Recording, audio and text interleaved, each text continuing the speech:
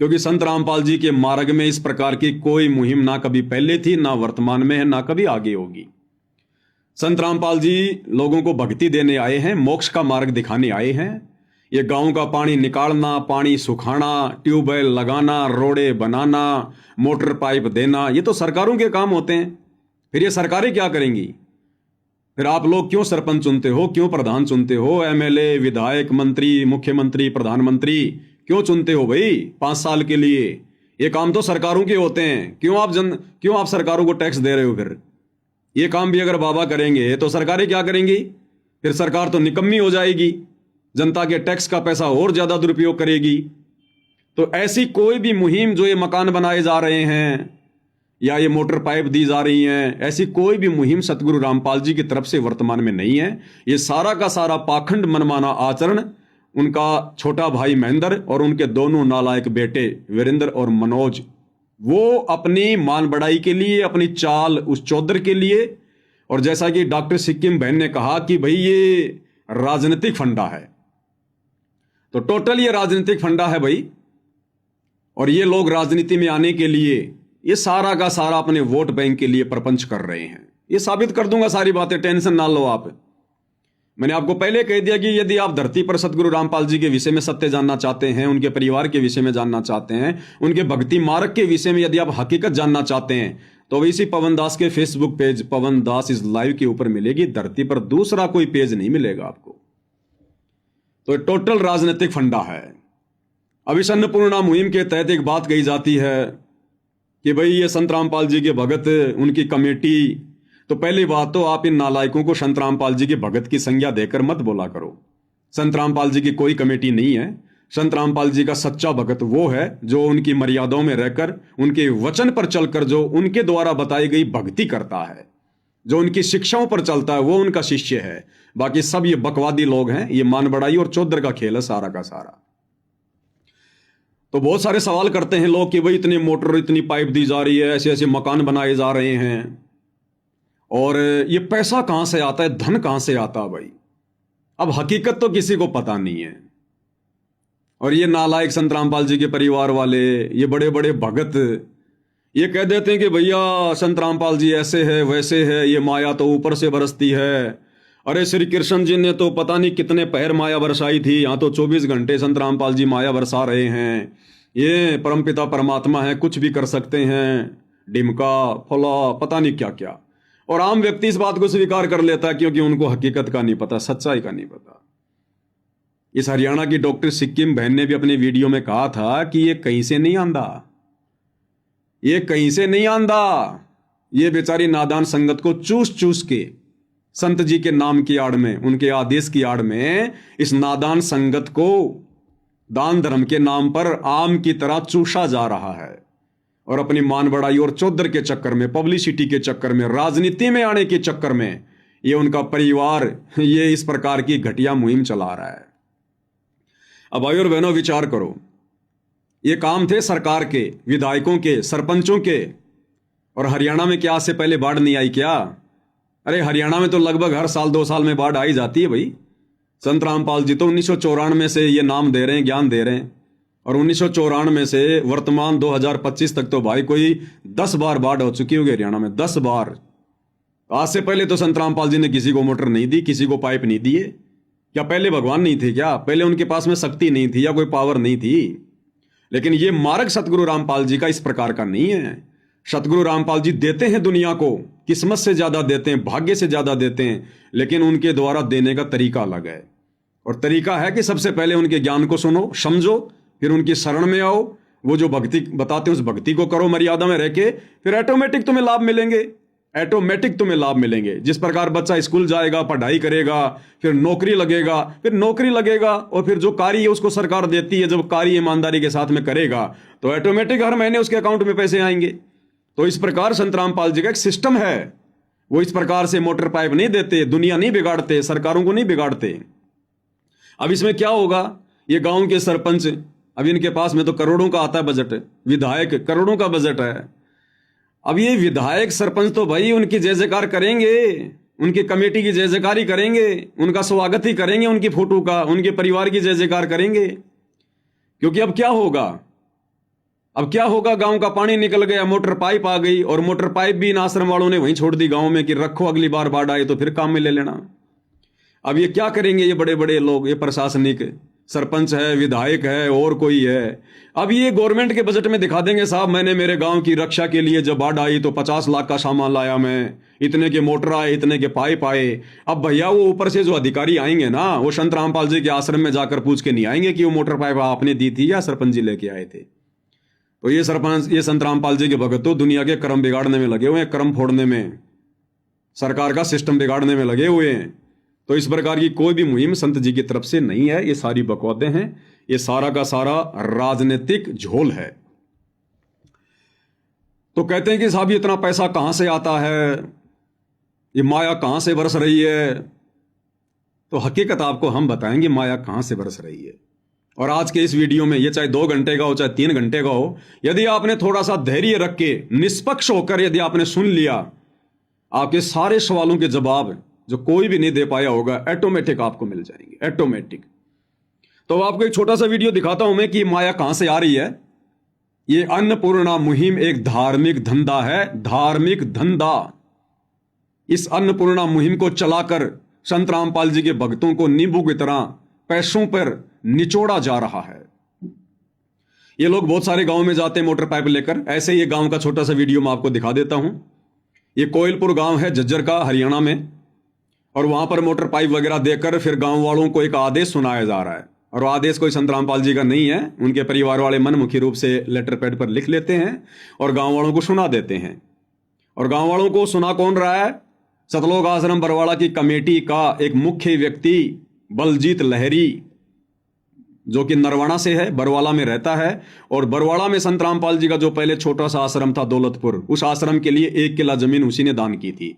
और ये बलजीत लहरी वही है भाई और बहनों, जिसकी बेटी का नाम संत रामपाल जी के साथ में जोड़ा गया था इस मीडिया के द्वारा। बेबो, बलजीत की बेटी बेबो, जिसका नाम जोड़ा गया था, ये वही बलजीत है जो अभी ये खड़ा होकर लेटर सुना रहा है।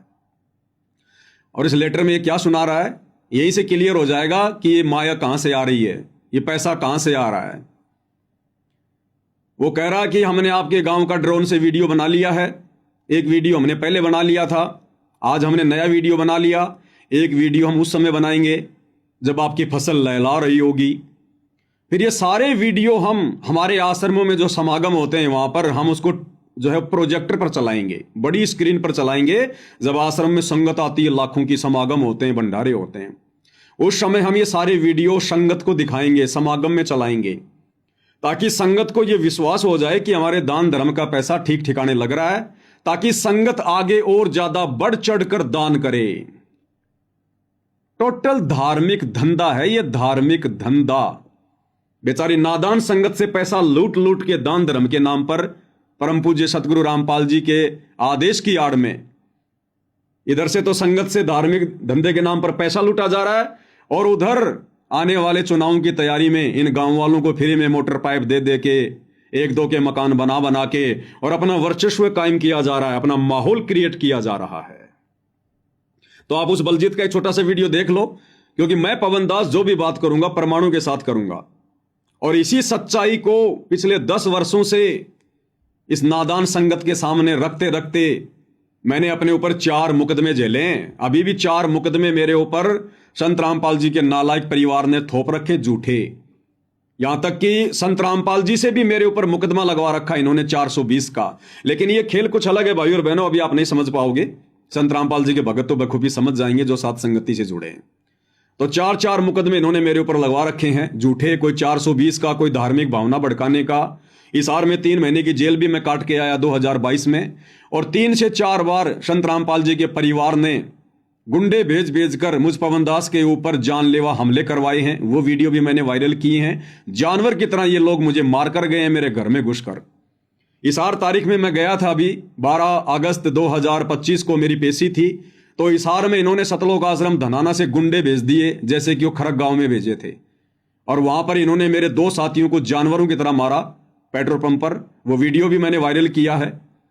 और मैं इनके हत्थे नहीं चढ़ पाया, लेकिन मेरे 2 साथियों को, मेरे 2 भगत भाइयों को इन्होंने बहुत बुरी तरह से मारा। वो वीडियो भी मैंने डाला है। तो ये भगत तो किसी भी एंगल से नहीं है, गुंडे हैं। गुंडे आने वाले समय में साबित हो जाएगा, हमें तो पता है हकीकत का। तो अभी आपको उस बलजीत लहरी का एक छोटा सा वीडियो दिखा रहा हूं, ध्यान से देख लेना भाई और बहनों। बिना परमाणु के यहां कोई बात नहीं होती है, तो देखिएगा आप ध्यान से।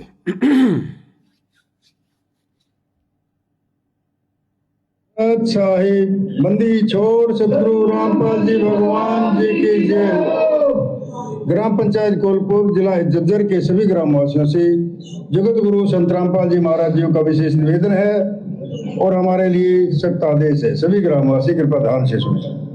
ग्राम पंचायत कोलपुर से निवेदन किया जाता है कि हमारे गुरुदेव जी संत रामपाल जी महाराज जी का हमें आदेश आया है कि जिन गांवों को पानी से निजात पाने के लिए राहत दी गई है उनको ये पत्र दिया जाए और निवेदन किया जाए कि यदि संत रामपाल जी महाराज जी द्वारा दी गई राहत सामग्री से निर्धारित समय पर पानी नहीं निकलता है और इस बार फसल की बिजाई नहीं हुई तो आगे से हमारा ट्रस्ट आपके गांव की कोई मदद नहीं करेगा। यदि आपको आवश्यकता लगती है तो आप संत रामपाल जी महाराज जी से प्रार्थना करके और भी आवश्यक सामान ले सकते हैं। गुरुदेव जी ने कहा है कि सामान चाहे कितना भी लगे लेकिन गांव से पानी निकलना चाहिए। यदि पानी नहीं निकलता है तो इसमें गलती आप लोगों की होगी। हमने आपके गांव के ड्रोन से वीडियो बना ली है, गांव में पानी भरा हुआ है, हम आपके गांव का पानी निकलने के बाद दूसरी वीडियो बनाएंगे। इसके बाद हम एक वीडियो और बनाएंगे जब आपकी फसल लहरा रही होगी। ठीक है जी, हमने ड्रोन से वीडियो बना लिए हैं, एक वीडियो और बनाएंगे जब आपकी फसल खड़ी होगी। उसके बाद फिर हम क्या करेंगे, अब ध्यान से सुनना, पैसा कहां से आता है। उसके बाद हम ये सारे वीडियो जब हमारे आश्रमों में समागम होते हैं, लाखों की संख्या में अंध भगत आते हैं, उस समय हम ये वीडियो बड़ी स्क्रीन पर चलाएंगे, प्रोजेक्टर पर चलाएंगे, ताकि संगत को ये विश्वास हो सके कि हमारे दान धर्म का सदुपयोग हो रहा है, ताकि संगत बढ़ चढ़कर दान करे। अब ध्यान से सुन लो आगे कहां से आ रहा है। इन दिनों वीडियो को हम अपने प्रत्येक समागम में सभी सतलोक आश्रमों में प्रोजेक्टर पर चलाकर दिखाएंगे ताकि संगत को विश्वास हो कि हमारे पैसे का कोई दुरुपयोग नहीं होता और पता चले कि हमारे द्वारा दिए गए दान से संत रामपाल जी महाराज के आदेश अनुसार इतने लोगों को जीवन दान मिला है, ताकि उनका दान करने का हौसला बना रहे, ताकि उनका दान करने का हौसला बना रहे। सुनते जाइए, सेवा करते रहें, ताकि उनका दान करने का हौसला बना रहे और हम आपकी सेवा करते रहें, ताकि उनका दान करने का हौसला बना रहे और हम आपकी सेवा करते रहें, ताकि उनका दान करने का हौसला बना रहे और हम आपकी सेवा करते रहें। तो ये है भाइयों और बहनों माया बरसने का कारण। कहीं से माया नहीं बरस रही है, पाताल से नहीं आ रही है, ऊपर आसमान से नहीं आ रही है। दुनिया को केवल मूर्ख बनाया जा रहा है। हकीकत थोड़ी बताएंगे आश्रम वाले, ये भगत थोड़ी है जो तुम्हें हकीकत बताएंगे, फिर इनका धार्मिक धंधा ना चौपट हो जाएगा ऐसे। तो संगत को मूर्ख बना रहे हैं, इधर सरकार को निकम्मी बना रहे हैं सरकारी कार्य खुद करके, उधर से अपनी राजनीतिक रोटियां सेक रहे हैं 2019 में जो चुनाव हैं। हालांकि इन लोगों को पता नहीं अभी इन बातों का। इन्होंने कभी संत रामपाल जी को ना तो कभी पूर्ण संत माना, किसी ने अपना बाप मान लिया, किसी ने ताऊ मान लिया, किसी ने अपना पति मान लिया, किसी ने भाई मान लिया। पूर्ण संत की दृष्टि से कभी भी संत रामपाल जी को उनके परिवार ने नहीं देखा, जिस कारण से संत जी को समझ नहीं पाए। और हरियाणा में कहावत है कि दीपक तले हमेशा अंधेरा रहता है, घर का जोगी जोगना, बाहर का जोगी सिद्ध। भाई और बहनों, 2028 युग परिवर्तन का समय है और ये जो गंदी राजनीति वर्तमान में देश दुनिया में चल रही है, चाहे कोई भी पार्टी हो, 2028 में राजनीति खत्म, राजनीति समाप्त। धर्म नीति से ये शासन और प्रशासन के कार्य होंगे, संत रामपाल जी की देख रेख में होंगे, क्योंकि आने वाला समय इस परमपिता परमेश्वर सतगुरु रामपाल जी का है। पूरी दुनिया पर इनका झंडा होगा, इनका डंडा होगा, इनके आदेश से पूरी दुनिया का संचालन होगा। थोड़ी सी है विश्वसनीय बात लग सकती है, क्योंकि अभी आप इनके संपर्क में नहीं है, अभी आपने इनके सत्संग सुनने शुरू नहीं किए हैं। आपने केवल क्रोथा कांड, बरवाला कांड, मीडिया की उल्टी सीधी बातें सुन के, आड़ोसी पड़ोसियों की उल्टी सीधी बातें सुन के आपने अपने दिमाग में संत रामपाल जी की छवि को बिल्कुल उल्टा सेट कर रखा है। जब आप उनके सत्संग सुनना शुरू करेंगे धीरे धीरे, और जब आपकी बुद्धि जो भ्रष्ट हो चुकी है जब वापस सेट होगी, तब आपको पता चलेगा। और समय ज्यादा नहीं है, इसलिए समझ जाओ, सत्संग सुनना शुरू कर दो, अपनी आत्मा का कल्याण करवा लो, खुद भी बचो, परिवार को भी बचाओ। नहीं तो भाई 64 करोड़ जनसंख्या रहने वाली है, पूरी विश्व की लाशें उठाने वाला कोई नहीं मिलेगा। जब जब युग परिवर्तन होता है तब यही होता है। राम रावण युद्ध हुआ था, युग परिवर्तन क्या हुआ था उस समय जब हम द्वापर में आ रहे थे? लाशों को खाने के लिए चील कौवे भी कम पड़ गए थे, कोई अंतिम संस्कार करने वाला नहीं बचा था। द्वापर में महाभारत का युद्ध हुआ, युग परिवर्तन का समय, जब हम इस कलयुग में आने वाले थे, 18 करोड़ सेना मरी थी कट कट के कौरव पांडवों की। चील कौओं ने खाई थी लाशें, अंतिम संस्कार करने वाला नहीं मिला कोई। अब इस कलयुग में ये युग परिवर्तन का दौर 2028, हम लोग मिनी सतयुग में जा रहे हैं 1000 वर्ष के लिए। भाई भयंकर जनहानि होगी, भयंकर जनहानि। इस 800 करोड़ की जनसंख्या में रह के भक्ति नहीं हो सकती, शुभ कर्म नहीं हो सकते। कलयुग कितना छा गया घर घर में, तो ये कटनी छटनी होके रहेगी। इसलिए आप लोगों को पहले सूचित किया जा रहा है, अगर संभल सको तो। संत जी आपसे कुछ ले नहीं रहे, केवल आपको एक सच्चाई का मार्ग दे रहे हैं, भक्ति का मार्ग दे रहे हैं, मुक्ति का मार्ग दे रहे हैं, आपकी बुराइयां छुड़वा रहे हैं, आपको नेक इंसान बना रहे हैं। आपका ले क्या रहे हैं, वो तो आपको दे ही दे रहे हैं। तो नफरत किस बात की भाई? तो दुनिया की सुननी बंद करो और अब संत रामपाल जी की यूट्यूब पर सत्संग के माध्यम से सुननी शुरू करो, फिर हमारे विचार बदलेंगे।